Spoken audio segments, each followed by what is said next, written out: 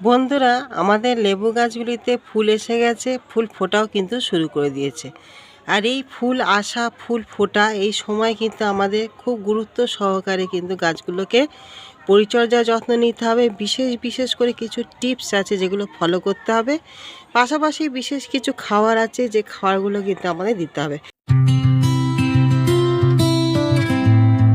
নমস্কার বন্ধুরা, আমি শ্রাবন্তী আর আপনাদের সবাইকে জানাই গ্রিন রুম গার্ডেনে স্বাগত। বন্ধুরা, আমাদের প্রত্যেকটা লেবু গাছেই কিন্তু ফুল চলে এসেছে, ফুলগুলো ফোটাও শুরু করছে, কিছু কিছু ক্ষেত্রে গুটি ধরাও কিন্তু শুরু হয়ে গেছে। এই সময় আমাদের যেহেতু ওয়েদারও কিন্তু চেঞ্জ হচ্ছে, তাপমাত্রাও প্রচুর পরিমাণে কিন্তু বাড়ছে, সেই জন্য আমাদের বিশেষ কিছু টিপস ফলো করতে হবে। পাশাপাশি আমাদের গাছে কিন্তু বিশেষ বিশেষ খাবার কিন্তু প্রয়োগ করতে হবে এবং তার সঙ্গে আমাদের কিন্তু অনেকটাই কিন্তু লক্ষ্য রাখতে হবে এই সমস্ত ফুলের উপর এবং এই সমস্ত যে গুটিগুলো সেট হচ্ছে সে সমস্ত গুটির উপরেও কিন্তু আমাদের ফলো রাখতে হবে, যাতে কোনোভাবে আমাদের গুটিগুলো যেন নষ্ট না হয়, ঝরে না পড়ে।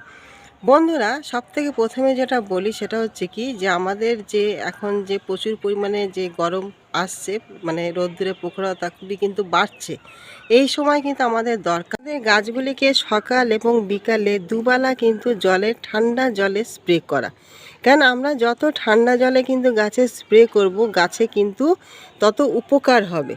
কেন আমরা ওষুধ তো অবশ্যই দেবো, কীটনাশক, ফাঙ্গিসাইড, খাবার সব কিছুই দেবো, কিন্তু আমাদের এই যে অতিরিক্ত যে উত্তাপ, এই যে এতদিন ধরে ঠান্ডা ছিল, সেখান থেকে যে আমাদের এই যে আস্তে আস্তে তাপমাত্রা বাড়ছে, সেই তাপমাত্রার কারণেও কিন্তু আমাদের ফুল অনেক ঝরে যায় এবং গুটি অনেক ঝরে পড়ে।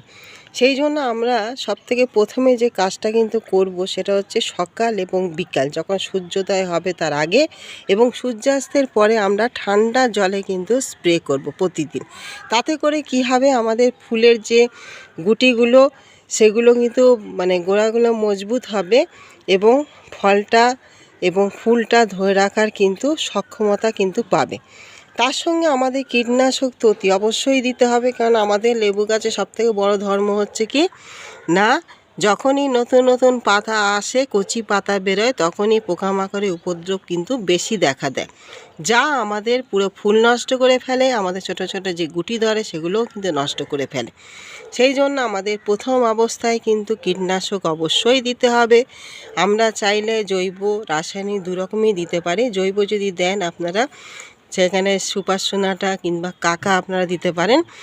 আর রাসায়নিক যদি আপনারা দিতে চান, এখানে সাইফারমেথ্রিন গ্রুপের যে প্রফেক্ট সুপার, সেই প্রফেক্ট সুপার কিন্তু খুব ভালো কাজ করে আমাদের লেবু গাছগুলির উপরে। এটা আমরা প্রত্যেক 15 দিন অন্তর বা 10 দিন ছাড়া ছাড়াও কিন্তু আপনার গাছে কিন্তু কীটনাশক অবশ্যই দেবো। পাশাপাশি আমরা একটা ফাঙ্গিসাইড, এখানে অ্যান্ট্রাকল দেবেন। এই সময় অ্যান্ট্রাকলটা খুবই ভালো কাজ দেয়। এই অ্যান্ট্রাকলের মধ্যে যেরকম আমাদের ফাঙ্গিসাইড মানে ফাঙ্গাসের যেরকম কাজ করে, পাশাপাশি কিন্তু জিঙ্ক থাকে। যে জিঙ্ক কী করে না, আমাদের ফুলের যে গুটিগুলো সেই গুটিগুলো সেট করতে কিন্তু প্রচুর পরিমাণে সহায়তা করে। সেই জন্য এখানে আপনারা অ্যান্ট্রাকল ব্যবহার করতে পারেন। এছাড়া আপনাদের হাতে যেটাই থাকুক না কেন, যে কোনো ফাঙ্গিসাইডই ব্যবহার করতে এখানে পারবেন।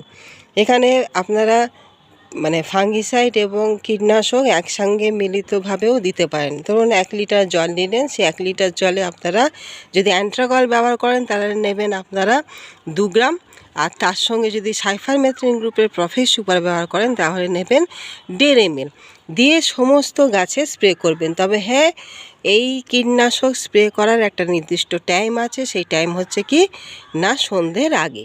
কেন আমরা সকালবেলা যখন মানে রোদ্দুর হওয়ার আগে কিন্তু আমরা কীটনাশক কিন্তু দেবো না, আমরা সন্ধ্যের আগে কিন্তু কীটনাশকটা অবশ্যই দেবো। ফাঙ্গিসাইডটা আমরা দিয়ে ফেলবো। কীটনাশক এবং ফাঙ্গিসাইড আপনারা একত্রে পুরো গাছে স্প্রে করবেন 10 থেকে 12 দিন ছাড়া ছাড়া। তার সঙ্গে আপনারা যেটা দেবেন আরেকটি জিনিস, সেটা হচ্ছে কি না, আমাদের এই সময় আমরা খাবার অবশ্যই প্রয়োগ করব, যাতে করে আমাদের নিউট্রিশনের ঘাটতি যেন গাছগুলোতে না থাকে।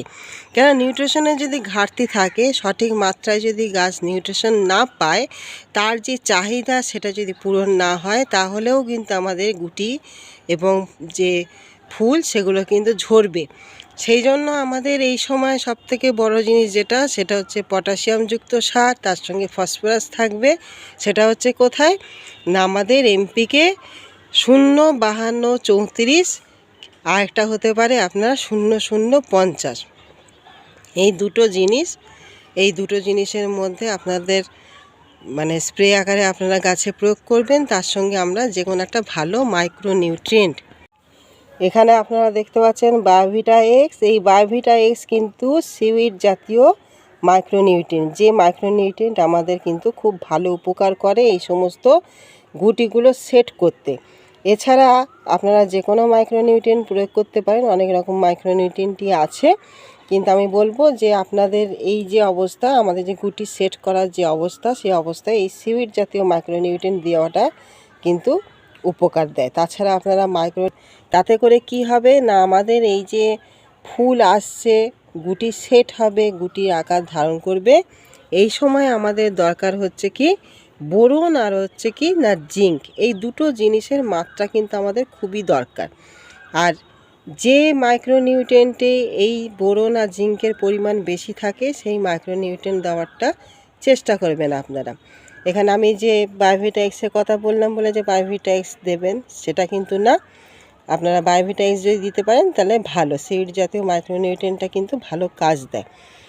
আপনারা খাবারটা এমনভাবেই দেবেন, 1 লিটার জল নেবেন, সে 1 লিটার জলে 05234 কিংবা 0050 যদি দেন তাহলে দেবেন 2 গ্রাম। তার সঙ্গে আপনারা যে কোনো একটা মাইক্রোনিউট্রিয়েন্ট সেটা দিয়ে দেবেন হচ্ছে 1.5 ml। আর তার সঙ্গে আপনারা এক্সট্রা বোরন 20 যেটা, সেটা আমরা কিন্তু দেবো 1 গ্রাম দিয়ে সমস্ত গাছে স্প্রে করে দেবো। কখন স্প্রে করব এটা, আমরা যখন সকালবেলায় হালকা রোদ্দুর উঠবে সেই সময় কিন্তু আমরা সমস্ত গাছে এটাকে কিন্তু স্প্রে করব। তাতে করে কি হবে, আমাদের যে খাবারটা আমরা গাছে দিলাম সেটা কিন্তু খুব সুন্দরভাবে গাছ কিন্তু গ্রহণ করতে পারবে। আর আমরা এর পাশাপাশি যেটা দেবো সেটা হচ্ছে একটা প্ল্যান্ট গ্রোথ রেগুলেটর, যেটা আপনারা বুস্টার 2 দিতে পারেন, মিরাকুলান কিংবা আপনার প্লানোফিক্স এগুলো দিতে পারেন, কিংবা আপনার ফ্লোরা দিতে পারেন। এইটার কাজ হচ্ছে কি না, আমাদের যেরকম প্রচুর পরিমাণে ফুল আনে, সেইভাবে আমাদের যে ফুলগুলো এসছে সেই ফুলগুলো সুন্দরভাবে গুটি সেট করতেও কিন্তু প্রচুর পরিমাণে সহায়তা করে আমাদের এই প্ল্যান্ট গ্রোথ রেগুলেটর। এই হরমোনটাও আপনারা গাছে প্রয়োগ করলে তাহলে গুটি ঝরে যাওয়ার যে সমস্যা, সেই সমস্যার হাত থেকে অনেকটাই কিন্তু গাছকে রক্ষা করতে পারবেন। এটা আপনারা দেবেন কখন না, এটা আপনারা দেবেন পরন্ত বিকালে। আমরা যখন মানে খাবার প্রয়োগ করব, যেরকম সকালবেলায় রোদ্দুর যখন ওঠে, সামান্য রোদ্দুর যখন ওঠে, হালকা রোদ্দুর, সেই সময় যেরকম আমরা খাবার প্রয়োগ করব, সেরকম আমরা যখন বুস্টার 2 বা প্লানোফিক্স যেটাই হোক না কেন, আপনার যে এই যে প্ল্যান্ট গ্রোথ রেগুলেটর, আমরা এই বুস্টার 2টা ব্যবহার করব কখন না, পরন্ত বিকালে কিন্তু আমরা বুস্টার 2টা ব্যবহার করব। তাতে করে কি হবে না, আমাদের গাছে গুটিগুলো কিন্তু সুন্দরভাবে সেট হবে, বড় হতে পারবে। আর এই যে বুস্টার 2 যে আমরা একবার ব্যবহার করেই যে মানে হয়ে যাবে সেটা কিন্তু না, আমাদের এই বুস্টার 2 অন্তত 3 বার কিন্তু ব্যবহার করতে হবে। 10 দিন ছাড়া আপনারা 3 বার কিন্তু বুস্টার 2টা ব্যবহার করবেন। তাতে করে দেখবেন প্রচুর পরিমাণে কিন্তু আপনাদের গাছ ভরে কিন্তু ফলন হবে। বন্ধুরা, এই যে কটা টিপস আছে, সামান্য এই সমস্ত যে খাবার আমরা এখন যে খাবারগুলো দেবো শুধুমাত্র স্প্রে আকারে দেবো, আর মাটিতে যে খাবার দেবো সেটা লিকুইড খাবার দেবো। আমরা কিন্তু এই সময় নাইট্রোজেন ঘটিত যে সার সেটা কিন্তু এখন সেভাবে দেবো না। আর দ্বিতীয়ত আমরা এখন কোনো ভারী খাবার গাছকে কিন্তু দেবো না, কারণ আমরা এই সময় মাটি কিন্তু খুঁচাতে পারবো না। আমাদের ফলগুলো যখন সেট হবে, মার্বেল আকার ধারণ করবে, তখন কিন্তু আমরা গাছে মিক্সড যে জৈব খাবার সেটা আমরা গাছে দেবো। আমরা এখন সর্ষের খোল ভেজানো যে জল, সেটা আমরা হালকা করে, খুব হালকা করে আপনারা দিতে পারেন। আর সবজি পচানো জল এখন দেওয়ার দরকার নেই। এখন আপনারা যেটা আমি যে স্প্রে আকারে বললাম সেটা আপনারা মাটিতেও গোড়াতে কিন্তু দিতে পারেন। এতে করে কি হবে, আমাদের ফলগুলো সুন্দরভাবে কিন্তু সেট হবে। তারপরে যখন আমাদের ফলগুলো বড় হয়ে যাবে, তখন আপনারা জৈব মিক্সড খাবার গাছের গোড়ায় প্রয়োগ করতে পারবেন। সেই বিষয়ে আমি বিস্তারিত পরে আলোচনা করব। আপনারা এখন এই সময় এইটুকানি কাজগুলো সারুন, তাতে করে দেখবেন প্রচুর পরিমাণ কিন্তু ফল হবে আমাদের এই সমস্ত গাছগুলিতে। তাহলে বন্ধুরা, ভিডিওটি কেমন লাগলো জানাবেন। ভালো লাগলে অবশ্যই একটা লাইক করবেন, শেয়ার করবেন। আমার নতুন বন্ধু হলে অবশ্যই একটা সাবস্ক্রাইব করে আমার চ্যানেলের পাশে থাকবেন। তাহলে আজকের মতন আসি, এতক্ষণ ধরে ভিডিওটি দেখার জন্য আপনাদের সকলকে জানাই অসংখ্য ধন্যবাদ। নমস্কার।